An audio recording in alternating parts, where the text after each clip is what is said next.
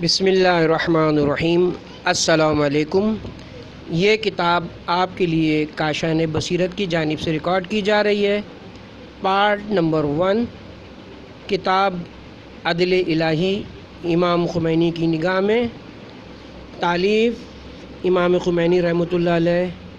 ناشر معراج company, ملنے کا پتہ محمد علی بک ایجنسی اسلام آباد، معراج کمپنی، اردو بازار، لاہور۔ عرض ناشر: حمد ہے اس خدا کے لیے جس نے انسان کو قلم کے ساتھ لکھنا سکھایا، اور درود و سلام ہو اس نبی صلی اللہ علیہ وآلہ وسلم پر جسے اس نے عالمین کے لیے سراپا رحمت بنا کر مبعوث فرمایا، اور سلام و رحمت ہو ان کی آل پر جنہیں اس نے پورے جہان کے لیے چراغ ہدایت بنایا۔ عدل الہی امام خمینی کی تصنیف ہے۔ اس پر کسی قسم کا تبصرہ کرنا سورج کو چراغ دکھانے کے متبادل ہے۔ بس صرف اتنا کہہ دینا کافی کہ اسے مطالعہ کیجیے اور خوب و فکر کیجیے اور اپنی دنیا اور آخرت کو بہتر بنائیے۔ ہم دعا گو ہیں اللہ رب العزت ہماری اس کاوش کو قبول فرمائے۔ مقدمہ: عدل اور اس سے متعلق مباحث کو الہی معارف میں سے ایک خاص اہمیت اور مقام و مرتبہ حاصل رہا ہے، چونکہ یہ مباحث حق تعالیٰ کے ساتھ کائنات اور انسان کے تعلق کو بیان کرتے ہیں۔ تمام توحیدی مذاہب و ادیان حق تعالیٰ کو ظلم و جور سے منزہ جانتے ہیں اور اسے عدل مطلق اور اس کے انبیاء کرام کو عدالت کے منادیوں کے عنوان سے یاد کرتے ہیں۔ خداوند متعال نے پیام وحی کے ذریعے انسان کو معاشرے میں اور اپنے نفس کے اندر عدالت برقرار رکھنے کی دعوت دی ہے۔ بعثت کا مقصد اور ادیان و مذاہب کا آخری وعدہ اور حق تعالیٰ کا قیمتی ترین عطیہ عدل کو پھیلانا اور اس کی حاکمیت قائم کرنا ہے۔ اسی طرح اخروی دنیا کی بنیاد بھی عدالت تام برپا کرنے کے لیے رکھی گئی ہے، جس کی گنجائش اس مادی دنیا میں نہیں ہے۔ ذات باری تعالیٰ نے کہ جو خود رحمان و رحیم، حکیم مطلق اور فیاض علی الاطلاق ہے، اس نظام تکوین کو بھی عدالت کے محور پر خلق کیا ہے، یعنی ایک موجود کے لیے وجود یا کمالات وجود حاصل کرنے کا استحقاق اسے عطا فرمایا ہے۔ لہذا پورے کا پورا نظام ہستی اس افاظ الہی سے بہرمند ہونے میں برابر اور مساوی ہے۔ یہ کتاب کہ جو آپ کے سامنے اس میں تکوینی اور تشریعی عدالت کے اثبات اور حق تعالیٰ کی ذات مقدس سے ظلم و جور کی نفی کو دو طریقوں سے پیش کیا گیا ہے۔ نمبر 1، بعض کلامی اور فلسفی مباحث سے عدل الہی کا نتیجہ اخذ کرنا۔ نمبر 2، عدل الہی کے بارے میں شبہات اور اعتراضات کے جواب کے ذریعے اس کو ثابت کرنا۔ بعض کلامی اور فلسفی مباحث مثلاً جبر و اختیار، قضاء و قدر، سعادت و شقاوت، خلق، تینیت اور فعل خدا میں حکمت و غایت کا پایا جانا عدل الہی کے موضوع سے گہرا تعلق رکھتے ہیں۔ یہاں یہ بات قابل ذکر ہے کہ یہ تمام مباحث مستقل طور پر اور عدل الہی کے بحث سے ہٹ کر بھی وقت طلب اور قابل ملاحظہ ہیں۔ ان کو عدل الہی کے دلائل کے سلسلے کی ایک کڑی کے طور پر لحاظ کرنا ان کے مستقل ملاحظے کی ایک فرع ہے۔ یہاں ہم ذکر شدہ عناوین میں امام کی آراء کی ایک جھلک پیش کر رہے ہیں، لیکن اپنے قارئین سے توقع رکھتے ہیں کہ اسے ان مباحث میں عدل الہی سے منسلک کرنے والی ایک کڑی کے طور پر ملحوظ خاطر رکھیں، اور ان کے روابط کو نظر میں رکھتے ہوئے ان عناوین کے کردار اور مقام کو عدل الہی کی مباحث میں جستجو کریں۔ اس قسم کے مباحث خداوند متعال کے عدل تکوینی پر تاکید کرتے ہیں اور قائرین کو ایجاد و خلقت کے دوران خداوند متعال کی جانب سے عدالت کے جاری کرنے اور اس کی حاکمیت کی کیفیت کے بارے میں آگاہ کرتے ہیں۔ امام خمینی کے بیانات میں عدل پورے نظام ہستی پر حاکم ہے اور مختلف پہلوؤں سے عدالت کے جلوے نظر آتے ہیں۔ عدالت 3 معاون میں مطلب اور مد نظر رکھتی ہے۔ الف، انسانوں کے باہمی تعلقات میں عدالت اجتماعی۔ بے، وجود انسان میں عدالت۔ جیم، خدا اور انسان کے درمیان تکوینی اور تشریعی عدالت تعلق میں عدالت۔ امام خمینی کی نظر میں اجتماعی عدالت برقرار کرنا انبیاء الہی کے اہم ترین فرائض میں سے ہے کہ جو نبی یا اس کے پیروکاروں کے توسط سے تشکیل حکومت اور احکام کے اجرا کے ذریعے عمل میں آتی ہے، لیکن انسانی معاشرے میں اقامہ عدل کے جو انبیاء کرام کی دائمی سیرت تھی، عدل کے اس سے بھی بلند مرتبے تک پہنچنے کا وسیلہ اور مقدمہ ہے، اور وہ بلند ترین مرتبہ عدل عبارت ہے۔ انسان کے پورے وجود میں عدالت برقرار کرنے سے انسان کے وجود میں عدالت برقرار کرنا یعنی ایسا انسان بنانا کہ جس کی عقل، نفس، ظاہر و باطن، عقائد اور اخلاق صراط مستقیم اور حد اعتدال پر ہوں، اور یہی اسلام کی وہ عدالت ہے کہ جس کا وعدہ کیا گیا ہے اور جو انشاءاللہ حضرت ولی العصر کے دست مبارک سے بطور کامل اجرا ہوگی۔ تکوین اور تشریح میں عدالت کو ثابت کرنے کے لیے چند تمہیدی مباحث کا واضح ہونا ضروری ہے کہ جو موضوع عدل کے بنیادی ستونوں کی حیثیت رکھتے ہیں۔ سب سے پہلے تو یہ دیکھنا چاہیے کہ کیا انسان اپنے اختیار اور ارادے کے ساتھ کوئی کام کر سکتا ہے یا وہ ایک مسلوب الارادہ اور مجبور مخلوق ہے، اور کیا ایک مجبور اور مضطر مخلوق کے لیے ذمہ داریاں اور فرائض تعین کیے جا سکتے ہیں اور اس کے لیے ثواب و عقاب اور ان میں عدالت کا مسئلہ اٹھایا جا سکتا ہے۔ امام خمینی نے اس موضوع میں امر بین الامرین کی حقیقت کو ثابت کیا ہے اور جبر و تفویض محال کے نظریے کو رد کرتے ہوئے انسان کے اختیار اور ارادے کو ثابت کیا ہے۔ وہ حق تعالیٰ کی مشیت و ارادے کے کاملاً نافذ ہونے اور انسان کے فعال مختار ہونے کے درمیان جمع کرتے ہوئے فرماتے ہیں، منزلت ایجاد منزلت وجود اور اوصاف وجود کی طرح ہیں، چنانچہ موجودات موجود تو ہیں لیکن اپنے وجود میں استقلال نہیں رکھتی، اور ان کے لیے اوصاف ثابت تو ہیں اور ان سے بھی صادر ہوتے ہیں، لیکن وہ ان میں مستقل نہیں ہیں، اور ان کے لیے افعال و آثار ثابت تو ہیں لیکن وجود میں غیر مستقل ہیں، لہذا وہ فعالیت و ایجاد میں غیر مستقل موجودات اور فعال ہیں۔ اس کے بعد حدیث شریف کی تشریح کی شرح بیان کرتے ہوئے فرماتے ہیں، اس حدیث شریف میں مسئلہ جبر و تفویض کی طرف واضح اشارہ کرتے ہوئے مذہب حقہ کو جو اور مسلک اہل معرفت و طریقے یا اصحاب قلوب کے مطابق ہے ذکر فرمایا ہے، کیونکہ بندے کے لیے مشیت، واطیان اور قوت کے اسبات کے ساتھ ساتھ ان چیزوں کو مشیت حق قرار دیتے ہوئے فرمایا ہے، تو نے ارادہ کیا اور میری مشیت کے ساتھ تیری مشیت ظاہر ہوئی ہے، تو نے فریضے کو ادا کیا اور میری قوت کا ظہور ہے، اور میری نعمت کی وجہ سے جو بسط رحمت واسعہ ہے تجھے معصیت پر قدرت و طاقت حاصل ہوئی، لہذا تجھ سے مطلقاً افعال و اوصاف و موجودات کو سلب نہیں کیا جا سکتا، جس طرح اسبات مطلق بھی نہیں کیا جا سکتا۔ تو نے ارادہ کیا اور تیرا ارادہ میری مشیت میں فانی اور اس کا ظہور و یقین ہے، تو اپنی طاقت سے اطاعت و معصیت پر قدرت رکھتا ہے، اس کے ساتھ ساتھ تیری طاقت و قدرت میری قوت و قدرت کا ظہور ہے، لیکن ابتدائی امر میں حق تعالیٰ کی مشیت اور ارادے کے نفاذ ہونے اور اس کے قابل تخلف سابقہ قضا اور انسان کی طرف سے اختیار و ارادہ استعمال ہونے میں جو منافات نظر آتی ہے وہ بھی قابل رد اور معدوم ہے، چونکہ خداوند متعال کا علم اور ارادہ علی و معلولی ترتیب کے ساتھ نظام وجود میں جاری ہوتا ہے، اور اس کا معلول سے تعلق ہونا علت سے متعلق ہونے کے مقابلے میں یا بلا واسطہ نہیں ہے، تاکہ ہم کہیں کہ فعال اپنے فعل میں مجبور ہے۔ اگر کوئی حق تعالیٰ کے ساتھ موجودات کی سبی و مسببی تعلق کی کیفیت سے آگاہ ہو جائے تو وہ جان لے گا کہ موجودات اس کا ظہور ہونے کے باوجود اپنے خاص آثار بھی رکھتی ہیں، اور انسان بھی فعال مختار ہونے کے باعث اسی فعال مختار کا ذل اور اللہ تبارک و تعالیٰ کی فعالیت کا پرتو ہے۔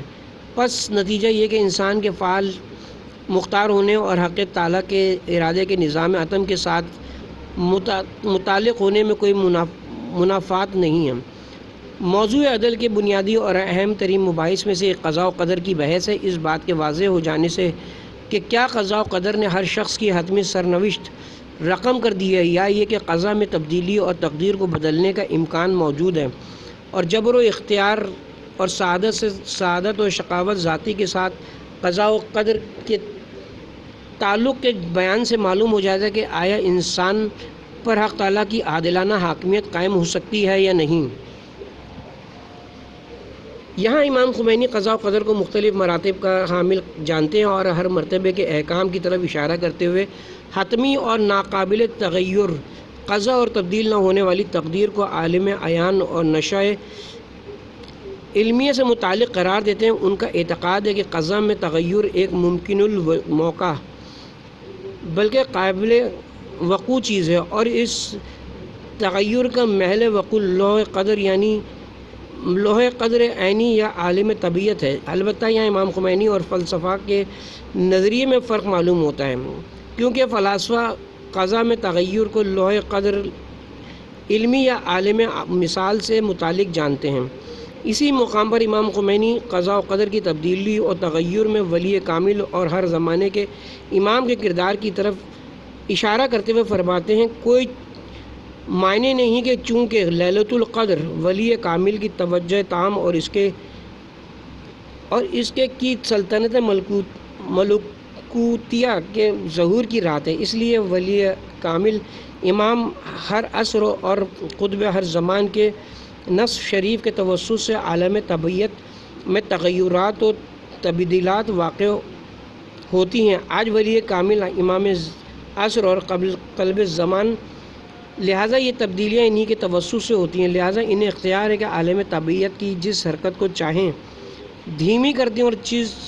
جس حرکت کو چاہیں تیز کر دیں، اور جس رزق کو چاہیں وسیع کر دیں اور جس رزق کو چاہیں تنگ کر دیں۔ سعادت و شقاوت اور خدا کی جانب سے طینت کی خلقت کا مسئلہ بھی سابقہ مباحث کے ساتھ عدل الہی کے واضح ہونے میں دخالت رکھتا ہے۔ جبر و اختیار اور قضاء و قدر کے بارے میں پیش کیے گئے نظریات کے ساتھ ہم آہنگی کرتے ہوئے امام خمینی بھی انسانوں کے شقی یا سعید خلق ہونے اور عمل و اکتساب اور ارادہ و اختیار کی دخالت کے بغیر انسان کی طینت اور ذات کے خلق ہونے پر خط بطلان کھینچ دیتے ہیں، اور انسانی عوامل اور قصب و ارادہ کی حد سے خارج غیر انسانی عوامل کے ہر فرد کی سرنوشت پر وضعی اثر کی تائید کرتے ہیں کہ جس سے اس کی آئندہ سعادت و شقاوت کے منفی یا مثبت علل و اسباب فراہم ہوتے ہیں۔ وہ معتقد ہیں کہ یہ عوامل ہرگز انسان کو اجبار و اصرار کی حد تک نہیں پہنچا سکتے، بلکہ اس سلسلے میں اصلی اور بنیادی ترین عامل ارادہ اور اختیار ہے۔ امام خمینی بالترتیب چند فلسفی قواعد کو بطور تمہید بیان کرتے ہوئے اپنا نظریہ ثابت کرتے ہیں۔ نمبر ایک، علت کی جانب احتیاج امکان پر موقوف ہے، نہ وجوب و امتناع پر۔ نمبر دو، وجود کے عوارض اور اوصاف امکانی ماہیات کے لیے ذاتی نہیں ہے، جو بھی چیز وجود کی سطح سے ہے سوائے واجب الوجود کی ذات کے وہ معلل علت کے محتاج ہے۔ ماہیات ممکنہ میں ذاتی سے مراد وہ چیز ہے کہ جس کا موجودگی ذات سے منعکف جدا ہونا ممکن نہیں ہے، خواہ وہ ذات کا جز ہو یا ذات سے خارج ہو، کہ یہ ماہیت اور اس کے اجزاء و لوازم کو بھی شامل ہے، نہ کہ وجود اور اس کے عوارض و اوصاف کو۔ نمبر تین، ماہیت علت نہیں ہوتی، یعنی کسی اثر کا منبع نہیں بنتی، بلکہ تاثر فقط وجود کی طرف سے ہوتا ہے۔ نمبر چار، تمام کمالات کی بازگشت وجود کی طرف ہوتی ہے۔ نمبر پانچ، سعادت وجود اور کمال وجود کی سطح سے بلکہ وجود کے مساوی ہے، گویا اتم و اکمال و وجودات خیر مطلق اور خیرات کا سرچشمہ اور سعید مطلق اور تمام سعادتوں کا منبع ہے، اور جو بھی موجود مبدائے وجود سے دور ہوگا وہ ادمام نیستی اور تعینات کے زیادہ نزدیک ہوگا اور خیر و سعادت سے دور ہوتا چلا جائے گا۔ نمبر 6، شقاوت کی دو قسمیں ہیں۔ الف، وہ شقاوت کی جس کی بازگشت عدم اور نقص کی طرف ہوتی ہے اور جس کے مد مقابل وجود اور کمال ہے۔ ب، وہ شقاوت کسبی کہ جو وہ شقاوت کسی کی کذبی جو جہل مرکب اور برے اخلاق و عقائد کا نتیجہ ہے، شقاوت کی یہ قسم وجودی امور میں سے ہے۔ اب امام خمینی ان مقدمات کی روشنی میں فرماتے ہیں، سعادت بطور مطلق اور شقاوت بمعنی دوم ذاتی اور غیر معلل امور میں سے نہیں ہے، بلکہ فقط ماہیت اور اس کے لوازم و اوصاف اس قسم کی صفات سے متصف ہیں، اور وجود جس قسم کا بھی ہو ممکنات کی ذاتی نہیں ہوگا۔ سعادت کا سرچشمہ عقائد حقہ، اخلاق فاضلہ اور اعمال صالحہ ہیں، جبکہ شقاوت کا سرچشمہ باطل عقائد، برے اخلاق اور ناصالح اعمال ہیں۔ امام خمینی اس نظریے کی تکمیل کے طور پر حدیث شریف کی شرح میں سے عالم طبیعت کو مراد لیتے ہوئے کہتے ہیں، حدیث شریف میں شقاوت اور سعادت کو بطن ہی جانا گیا ہے، چونکہ بطن ام سے مراد مطلق عالم طبیعت ہے، جو بچوں کے لیے مطلقاً ماں کا درجہ رکھتی ہے اور ان کی تربیت کا مرکز ہے، اور بطن ام سے اس کے عرفی معنی مراد نہیں ہے، کیونکہ سعادت کمالات و فعالیات میں سے، اس لیے یہ نفوس ہیولائی کو بالفعل حاصل نہیں ہو سکتی، ہاں بالقوہ حاصل ہو سکتی ہے۔ اور ظاہر یہ کہ جو بطن ام میں سعید ہے وہ بالفعل میں سعید ہے، پس اس سے خلاف ظاہر کا ارتکاب کرنا پڑے گا، اور ہم نے جو ذکر کیا ہے وہ برہان کے مطابق ہے۔ اس لیے حدیث شریف کو اس پر ایسی چیز پر حمل کیا جا سکتا ہے جو اس کی طرف پلٹتی ہو۔ باری تعالیٰ کے افعال میں حکمت اور غایت کا پایا جانا اس حصے کا آخری عنوان ہے۔ حکیمانہ فعل جس کو کہتے ہیں وہ اور افعال خداوند کی غایت سے کیا مراد ہے؟ حق تعالیٰ کے افعال کی غایت خود اسی کی طرف لوٹتی ہے یا اس کے غیر کی طرف؟ فعل حق تعالیٰ کی حکمت اور غایت کے بارے میں بات کرنا آیا خالق کو مخلوق پر قیاس کرنے کے مترادف نہیں ہے؟ امام خمینی حق تعالیٰ کے فعل کے غایت مند ہونے کی تاکید کرنے کے باوجود غایت کا نفع ذات باری تعالیٰ کی طرف لوٹنے یا اس کی نفع مخلوقات کی جانب لوٹنے کو فعل خدا کی غرض و غایت نہیں جانتے، بلکہ ذات کے ظہور و تجلی و حب معروفیت کو باری تعالیٰ کی غایت قرار دیتے ہیں، اور فرماتے ہیں خدا کے فعل کے لیے ذات مقدس حق اور اس کی ذاتی تجلیات کے علاوہ کوئی اور غرض و غایت نہیں ہے۔ ایجاد اشیاء کے سلسلے میں سوائے اپنی ذات اور اس کی تجلی و ظہور کے علاوہ ممکن نہیں ہے کہ خدا کوئی دوسری غایت رکھتا ہو۔ غیر خدا کی غایت جو بھی ہو، غیر کو نفع پہنچانا، یہ ذات فعال کی عبادت اور حمد و ثنا کرنا ہی کیوں نہ ہو، کیونکہ وہ فعال کے لیے عدم سے بہتر ہے، لہٰذا موجود اور غایت اسی کے ذریعے کامل ہوگا۔ چونکہ یہ بات کا لازمہ نقص، کمی اور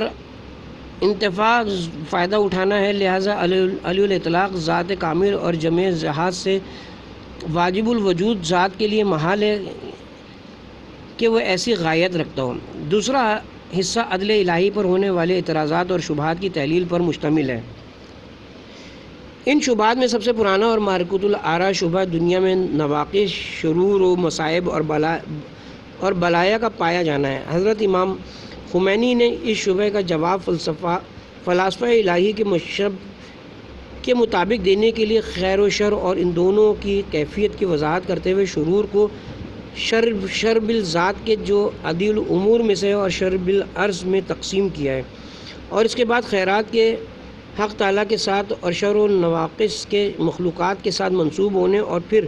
تمام افعال کے خدا سے منسوب ہونے کے ساتھ اس کو جمع کرنے کی وجہ بیان کی ہے۔ ذات حق کے ساتھ شر کے عدم احتساب کی بحث میں ایک سوال پیدا ہوتا ہے کہ اگر خداوند متعال کا ارادہ شرور سے متعلق نہ ہو تو پھر حق تعالیٰ کا ارادہ اور علم نہ ہونا لازم آتا ہے، چونکہ خداوند ہر چیز سے آگاہ ہے، لیکن شر و ظلم اور قبیح کاموں کا ارادہ نہیں کرتا، بلکہ وہ فقط خیرات و نیکیوں کا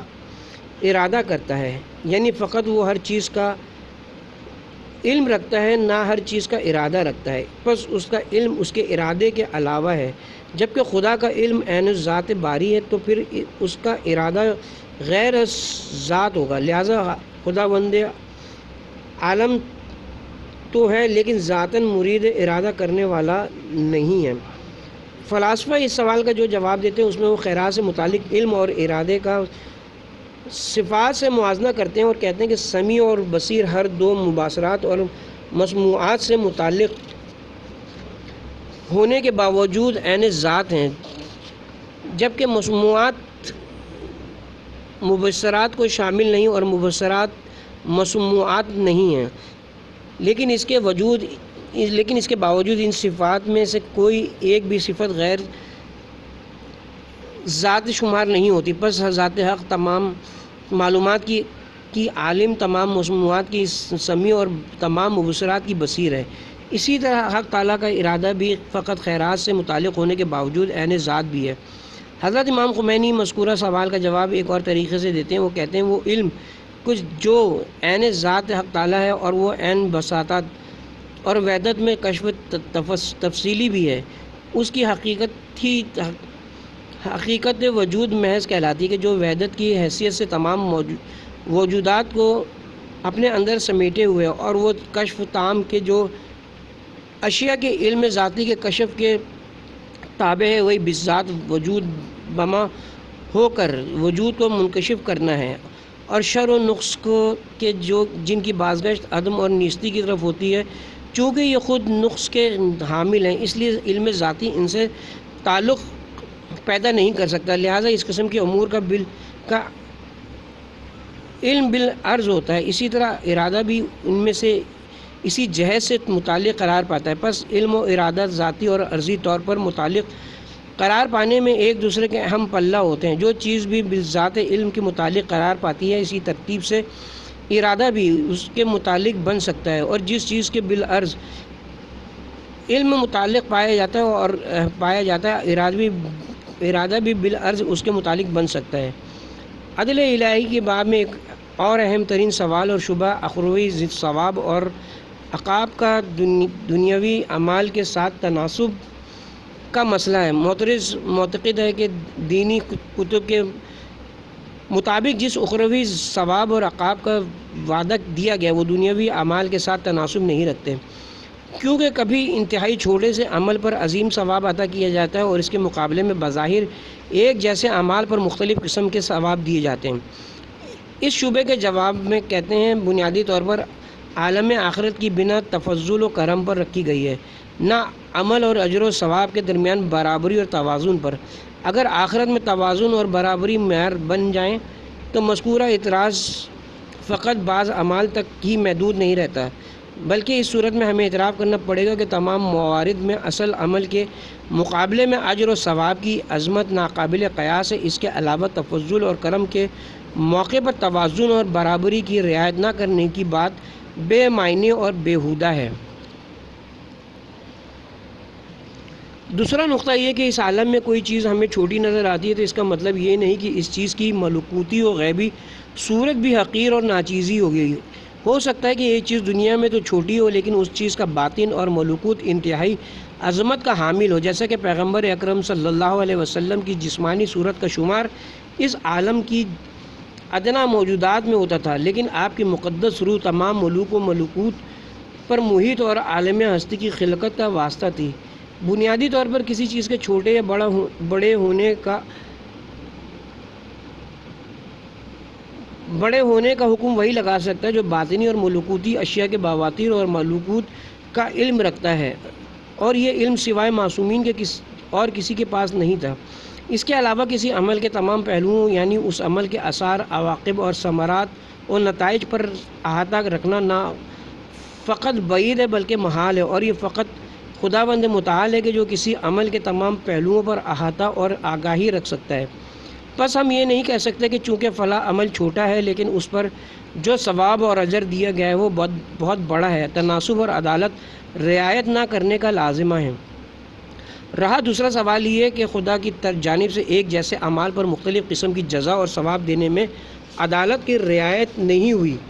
اس سوال کے جواب میں درج ذیل نکات پر توجہ کرنا ضروری ہے۔ آخرت میں اعمال کے باطن اور ملکوتی صورتیں بھی ملحوظ ہوتی ہیں، نہ کہ فقط ان کی ظاہری حیثیت کو دیکھا جاتا ہے۔ بظاہر یکساں اور ایک دوسرے سے مشابہ اعمال بعض عوامل کی وجہ سے مختلف ملکوتی اور باطنی صورتوں کے حامل ہوتے ہیں۔ یہ فرق فعال اور صدور فعال کے سرچشمے میں فرق کی وجہ سے پیدا ہوتا ہے۔ افعال کی مختلف قسمیں ہوتی ہیں، مثلاً اولیاء سے صادر ہونے والا فعل ہم جیسوں کے فعل سے متعلق ہوتا ہے، اور یہ بات فعال اور سرچشمہ فعل میں فرق کی وجہ سے پیش آتی ہے، یعنی ایک عمل پر ثواب کا مرتب ہونا حسن فعلی کے علاوہ حسن فعالی سے بھی تعلق رکھتا ہے، جس کی طرف توجہ ضروری ہے۔ حضرت امام خمینی صدور فعل کے مبادی میں فرق کے محور کو درج ذیل چند امور قرار دیتے ہیں۔ نیت کے لحاظ سے فرق عمل کے دوران نیت خالص عمل کے حسن و کمال کا باعث بنتی ہے اور وہ عمل مقبول قرار پاتا ہے۔ عمل انجام پا جانے کے بعد خلوص سے نیت کی حفاظت عمل مقبول کی بقا اور حفاظت کا باعث بنتا ہے۔ حق تعالیٰ سے خشیت بھی اعمال کے کمال اور حسن کا باعث ہے۔ حق تعالیٰ سے خشیت تقوی پیدا ہونے کا عامل ہے اور تقوی اعمال کی قبولیت کا موجب بنتا ہے، جیسے کہ خداوند عالم فرماتا ہے ایک ہی قسم کا عمل مختلف انسانوں سے صادر ہوتا ہے، لیکن فقط متقین کا عمل قبول ہوتا ہے اور اس پر ثواب دیا جاتا ہے۔ ضروریات مذہب شیعہ میں سے ایک ولایت اہل بیت اطہار ہے کہ جو قبولیت اعمال کی شرط ہے۔ بغیر ولایت کے عمل اگرچہ صحیح ہی کیوں نہ ہو قبول نہیں ہوتا، لہذا بے ولایت عادل انسان کے لیے اس کے صحیح عمل کے اثرات اور ثمرات کاملاً ظاہر نہیں ہوتے ہیں۔ مقبول عمل اور صحیح عمل ایک دوسرے سے مختلف ہوتے ہیں، اور عمل کے قبول ہونے اور کامل و حسن ہونے کی شرائط اس کے صحیح ہونے کی شرائط سے مختلف ہے۔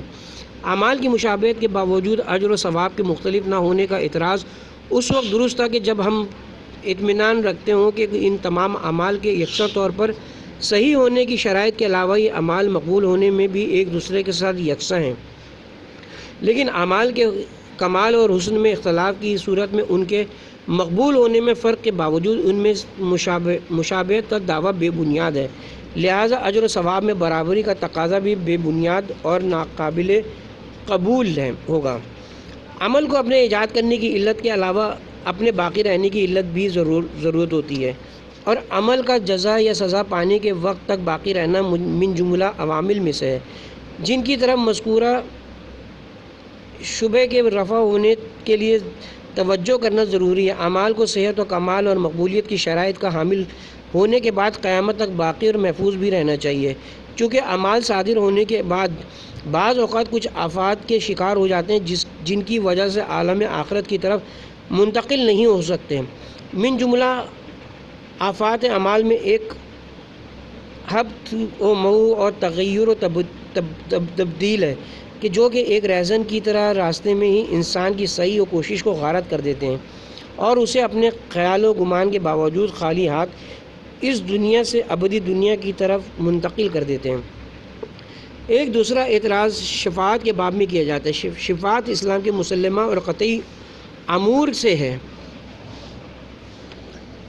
آیا ہم اس بات کو قبول کر سکتے ہیں کہ خداوند متعال عادل ہونے کے باوجود ایک امت کو انتخاب کر لے اور پھر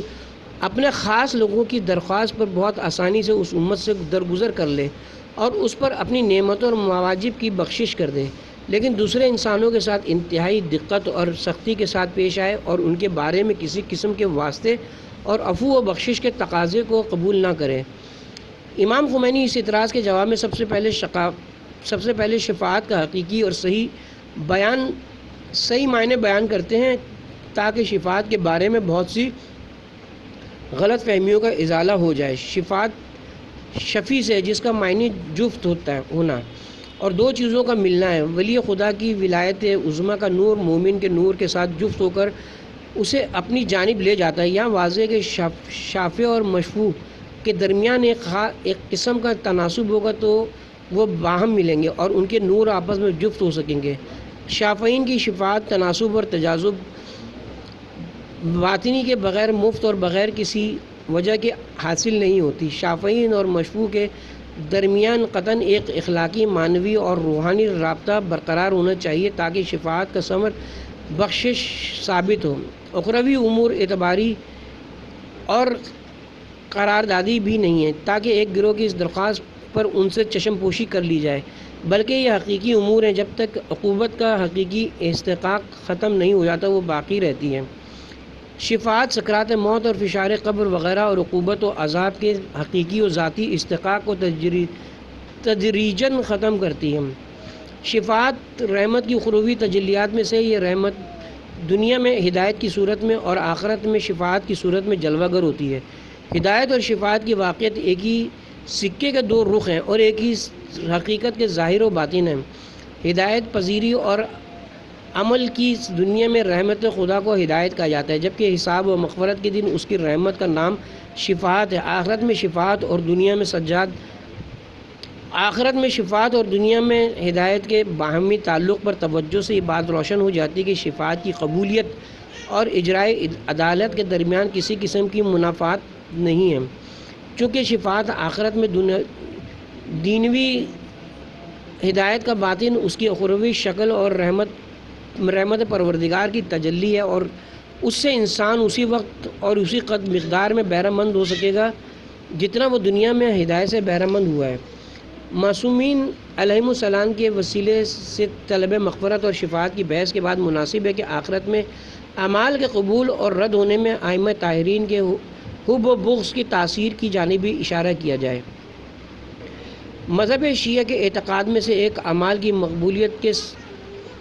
کی قبولیت کے ساتھ ائمہ اطہار کی ولایت و معرفت کا رابطہ بھی ہے، یعنی ولایت اور حب اہل بیت علیہم السلام نہ رکھنے کی وجہ سے بعض نیکیاں قبول نہیں ہوں گی،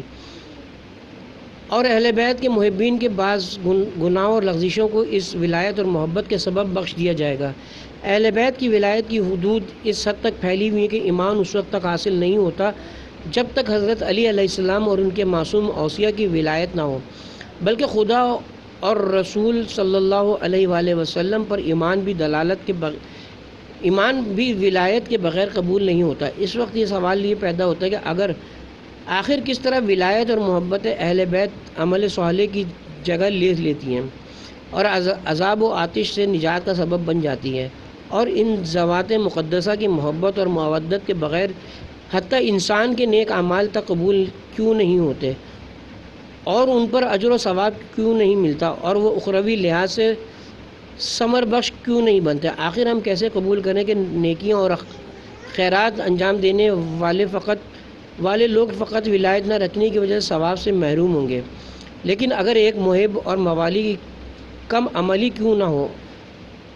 وہ بے حد و حساب و اجر اور ثواب حاصل کر لے گا؟ کیا یہ بات عادلانہ ہے کہ ارادت اور محبت کا اظہار عمل سے بے نیاز کر دے؟ امام خمینی مذکورہ سوال کے جواب میں اہل بیت کی ولایت کے اخروی اثرات سے شیعوں اور محبان اہل بیت کے بہرہ مند ہونے جیسے اب بنیادی عامل یعنی ائمہ اطہار کی عملی پیروی کی طرف اشارہ کرتے ہوئے اس بارے میں ہماری توجہ خود ائمہ اطہار کی سیرت و سنت کی طرف مبذول کراتے ہیں۔ چنانچہ وہ فرماتے ہیں پیغمبر اکرم صلی اللہ علیہ وسلم اور ائمہ طاہرین نے اپنی پوری عمر احکام و عقائد کو پھیلانے میں صرف کر دی تھی، اور اس راستے میں وہ کسی بھی اقدام سے پیچھے نہیں ہٹے۔ بس ان کا محب اور شیعہ وہ ہے کہ جو عملاً ان کے مقاصد و اہداف کی پیروی کرے۔ یہ جو روایت میں زبان سے اقرار اور ارکان پر عمل کو ایمان کے پایوں میں سے قرار دیا گیا، اس کا سبب یہی ہے کہ ایمان کی حقیقت اظہار اور عمل کے ساتھ وجود میں آتی ہے۔ امام خمینی محبت اور اس کے مطابق عمل کو لازم و ملزوم قرار دیتے ہیں، اور ان میں سے کسی ایک کو بھی دوسرے کے بغیر نتیجہ خیز نہیں جانتے۔ عاشق کی طبعی جبلت میں عشق کا اظہار، معشوق کی شان میں غزل سرائی اور ایمان و محبت کے لوازم پر عمل پنہاں ہوتا ہے۔ خداوند متعال اور اس کے اولیاء کی خصوصی خواہشات کے مطابق عمل کے بغیر ان سے محبت و ایمان کا اظہار کرنا بے بنیاد اور بے ثمر محبت ہے، جیسا کہ حدیث میں آیا ہے کہ شیعہ وہ ہے کہ جو کامل پیروی کرے، ورنہ پیروی کے بغیر محض تشیع کا دعویٰ کرنا تو تشیع نہیں ہے۔ امام جعفر صادق علیہ السلام فرماتے ہیں کہ جو بھی خدا کا مطیع ہے وہ ہمارا دوست ہے، اور جو خداوند متعال کی نافرمانی کرتا ہے وہ ہمارا دشمن ہے، اور ہماری ولایت پر کوئی فائز نہیں ہو سکتا سوائے عمل اور پرہیزگاری کے ذریعے۔ اس کتاب کی خصوصیات: یہ کتاب موسوس تنظیم و نشر اثار حضرت امام خمینی کے تحقیقی معاون ادارے کے شعبہ معارف اسلامی نے امام خمینی کی مطبوعہ کتابوں سے موضوعات اخراج اور استناد کر کے تیار کی ہے، اور اس کتاب کی اہم ترین خصوصیت یہ ہیں: نمبر 1، یہ بحث 2 حصوں اور 12 فصلوں پر مشتمل ہے، لہٰذا اس کتاب سے دقیق اور بہتر استفادہ کرنے کے لیے اس کے مقدمے کا مطالعہ ضروری ہے۔ نمبر 2، اس کتاب کو مرتب کرنے میں صحیح کی گئی کہ ہر عنوان کے تحت امام خمینی کی مجموعی کتب سے پورے مطالب پیش کیے جائیں جو کچھ یہاں پیش کیا گیا، اور ہر عنوان کے تحت امام کے نظریات کا جامع خلاصہ یہ ہے کہ جو امام کے بیانات اور تحریروں میں پراگندہ صورت میں موجود تھا، اور پوری کوشش کی گئی کہ تمام اصلی نکات اور امام کے خاص نظریات کو قائرین کے لیے پیش کیا جائے، لہٰذا ایک عنوان سے متعلق تمام مطالب کو انتخاب کیا گیا۔ ہو سکتا ہے تحقیق طلب قائرین کسی مطلب کو امام کی کسی دوسری کتاب میں دیکھیں کہ جسے فقط تکرار سے بچنے کی خاطر اس کتاب میں شامل نہیں کیا گیا۔ نمبر 3، خداوند متعال کے تفضل سے اور مدد سے اس ادارے کے محققین کی محنت کے نتیجے میں حضرت امام خمینی کے درس اسفار کی تقریرات سے ماخوذ کلامی اور فلسفی مباحث کو بھی اس قسم کے مباحث کے مشتاق افراد کے لیے اس کتاب میں شامل کر دیا گیا ہے۔ نمبر 4، اس کتاب کی فصلوں کی ترتیب اور ہر حصے اور فعل کے عناوین حضرت امام خمینی کی جانب سے نہیں، لیکن کوشش کی گئی کہ ہر عنوان متن میں موجود مطالب سے اخذ کیا جائے۔ محققین محترم اس کتاب سے مطالب نقل کرنے میں اس بات کی طرف متوجہ رہیں کہ منتخب شدہ عناوین امام کی طرف سے نہیں ہیں، لہٰذا انہیں امام کے ساتھ منسوب نہیں کیا جا سکتا۔ آخر میں ہم سب دوستوں کے شکر گزار ہیں کہ جنہوں نے اس مجموعے کی تیاری میں اور اس کے ترجمے میں ہمارے ساتھ تعاون کیا۔ شعبہ تحقیق موسوسہ تنظیم و نشر و آثار حضرت امام خمینی رحمۃ اللہ علیہ۔